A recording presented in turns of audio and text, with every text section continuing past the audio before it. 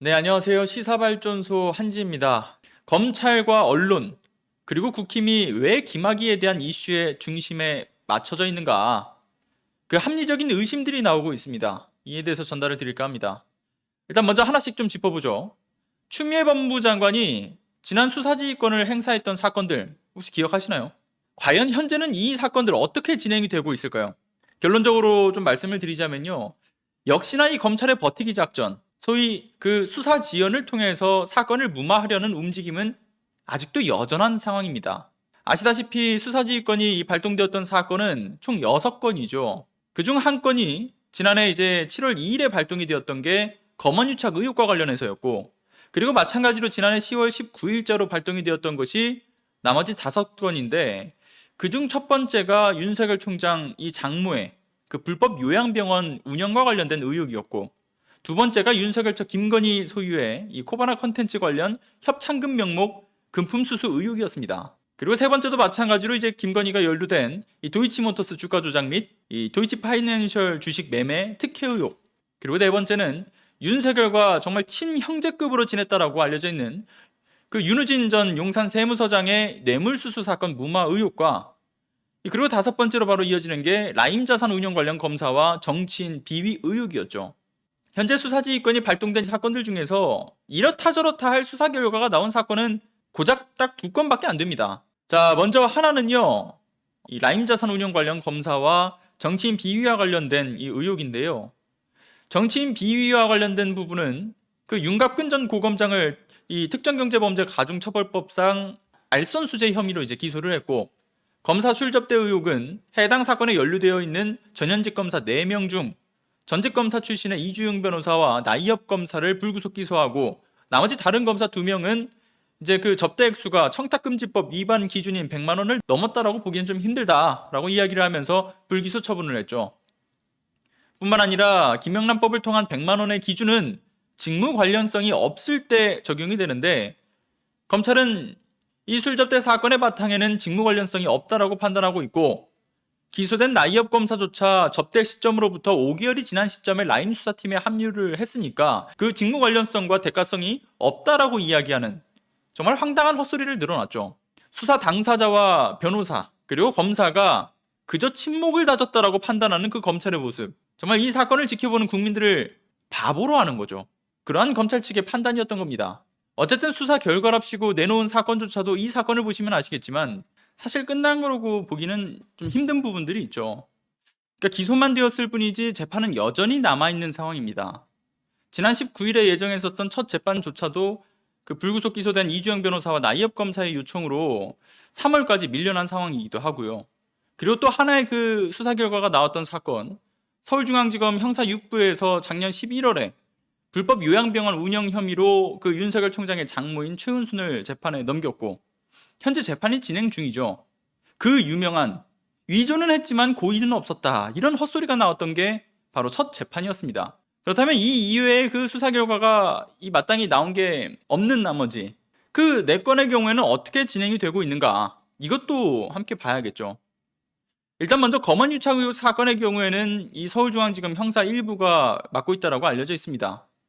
이동재 전 채널A 기자를 이제 강요미수 혐의로 기소를 했는데, 그런데 가장 중요하다고 볼 수 있는 그 수사의 열쇠, 바로 윤석열 측근인 한동훈 검사장의 공모 의혹에 대한 입증은 여전히 미진한 상태죠. 현 수사팀에서는 이제 무혐의 결론을 내놓는 그 상태라고는 하는데, 이성윤 지검장은 이에 대한 최종 승인을 하지 않고 있다라고 이야기를 합니다. 최근 그 수사팀에서 결재 요청을 했지만 최성필 2차장 검사가 한동훈 검사장의 그 휴대폰을 열어보지 못했다라고 이야기하면서 반려했다라고 알려져 있죠.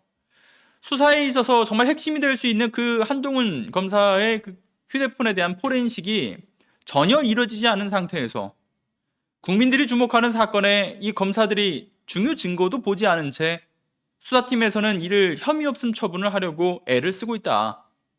이게 가장 중요한 포인트입니다. 이걸 이성윤 지검장 라인에서 막아 세운 거고요. 그러나 언론들에서는 이에 대해서 이성윤 지검장에 대한 그 비판 공세만을 이어가고 있는 정말 황당한 상황이 펼쳐지고 있습니다. 그리고 또 다른 사건이죠. 윤석열 처인 그 김건희와 관련된 사건의 경우도 언론들에서는 이렇게 말하고 있습니다. 결국은 위법성 근거가 부족했기에 수사가 미진한 것이다. 그런데 정확하게 말해서는 위법성 근거가 부족한 게 아니라 제대로 수사를 할 의지가 없었던 게 아닌가 하는 의혹만 더 부추기고 있는 그러한 상황이죠. 코바나 컨텐츠의 압수수색 영장을 청구해도 영장 자판기였던 그 법원이 유독 이 사건에 대해서만 암만 요청해도 그 자판기에서 종이 쪼가리 하나 내뱉지 않고 있습니다. 그리고 어렵사리 받았던 영장 청구도 자택이 아니라 그 관할 세무서 정도만 털었죠. 국세청 압수수색 영장 집행을 하면서 과세자료 받아봤자 기초자료에 불과한 수준이었으니 이 사실 사법부가 윤석열을 도와가지고 이 문제가 될 곳은 영장 청구를 안 해주는, 어차피 털어봤자 나오지 않는 곳만 이 영장 발행해주는 것이 아니냐, 그러한 의혹만 더 커져버렸죠. 그리고 김건희 주가 조작 관련해서는 여전히 진행 상황은 아예 없는 상황이고요. 그리고 또 마지막으로는 이 서울중앙지검 형사 13부에서 맡고 있는 윤우진 전 용산 세무서장 뇌물수수 의혹은 이 중부국세청하고 영등포 세무서 압수수색을 했지만 여전히 윤석열 개입 의혹에 대해서는 못 찾았다라고 이야기를 하는 중이죠. 그리고 역시나 또 검찰발 소식들을 받아쓰는 언론들은 너도 나도 할 것 없이 역시나 그 정권에 대항하는 윤석열을 찍어내려고 무리하게 이 지휘권을 남발했던 거라고 이야기를 하면서 비판의 목소리만 담고 있습니다. 그러니까 정확하게는요, 털어도 나오지 않았다가 아닌 거죠. 그러니까 털지 않았으니까 아무것도 나오지 않았다, 이게 맞는 상황으로 보이는 그러한 상황들이 계속 펼쳐지고 있습니다. 그리고 이게 단순한 의혹만은 아닌 게 이 검찰 내부 관계자들의 목소리에 따르면 이 계속된 수사 외압이 현재도 여전히 진행 중이다라는 이야기들이 나오고 있습니다. 일부러 털지 않는 그 가능성은 당연히 높아질 수밖에 없는 거죠. 그런데 우리가 사실 이 사건들 중에서 가장 중요하게 확인해야 할 요소가 있습니다. 각각이 정말 중요한 문제기는 한데요. 일단 윤석열 차 김건희의 도이치모터스 주가 조작 사건에 대한 그 공소시효가 27일 기준으로 해서 이제 약 37일 정도밖에 안 남았습니다. 이제 거의 한 달하고도 조금밖에 안 남은 상황인 거죠. 지금의 검찰의 초점은 김학의 출국 금지 의혹을 이 검사가 공익신고자로 둔갑을 해가지고 이 부메랑을 던지고, 그리고 검찰이 이를 다시 받아가지고 윤석열 사단이 아닌 자들에 대한 복수국과 함께 윤 총장의 일가와 이 측근 관련된 수사를 뭉개려고 하는 것이 아니냐, 이런 의혹이 계속 제기될 만한 어떤 움직임을 보이고 있습니다. 그러나 여론의 그 문매에 정말 못 이기는 척, 이 장모인 최은순 사건을 불구속 기소해가지고 재판을 이제 받는 그 건의 경우는 사위인 윤석열이 이 사건에 관여했다라고 하는 그 직권남용 혐의에 대해서는 각하 처리를 하는 그런 모습을 보여주고 있습니다. 그러니까 보여주기식 어떤 기소와 보여주기식 재판을 통해서 결과적으로는 제일 중요하다고 보여지는 그 문제들이 검찰에 의해서 그 계속 걸러지고 있는 그런 상황으로 보이고 있는 부분들이 있는 거죠. 검찰의 심기를 불편하게 했다라는 이유에서인지 조국 전 장관 부인 그 정기용 심교수에 대해서는 입증조차 되지 않았던 근거 없는 표창장 그 위조건으로 추징금과 법정 구속까지 한 그런 상황과는 지금 사실 굉장히 대비되는 모습이라는 거 다들 공감하실 겁니다. 사실상 조국 전 장관을 비롯해 그 추미애 법무부 장관까지 검찰이 공격을 해서 희생된 이 두 명의 법무부 장관이 버젓이 있는데도 불구하고 언론들은 계속해서 윤서방파 그 사조직인 이 검찰에 대한 비호성 글들만 쏟아내주고 있는 상황이죠.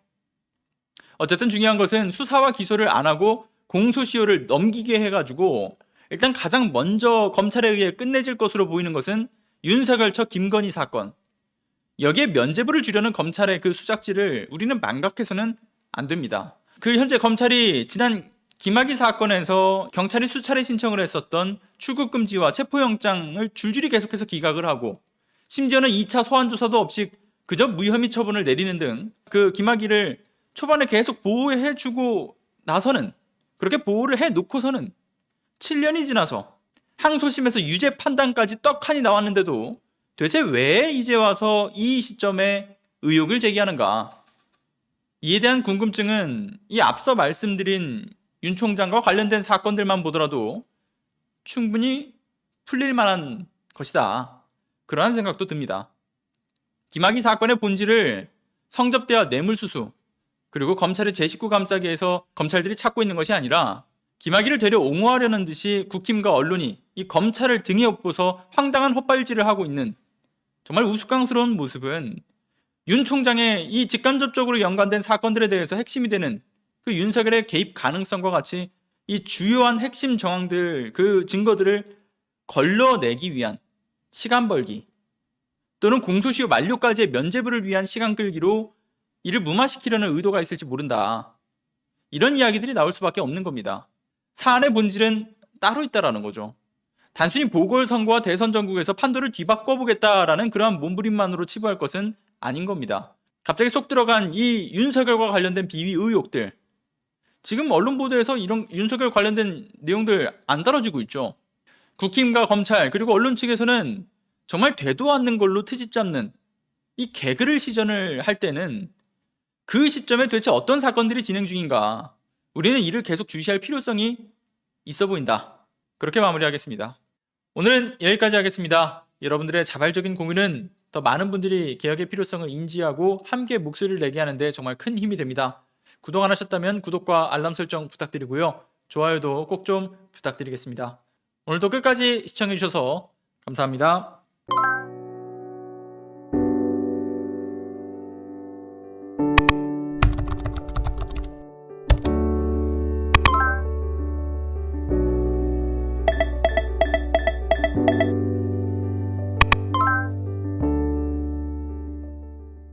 안녕하세요.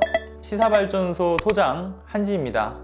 시사발전소는 진실을 찾는 민주언론으로서의 역할을 다하기 위해서 다양한 방법으로 활동을 이어나가고 있습니다.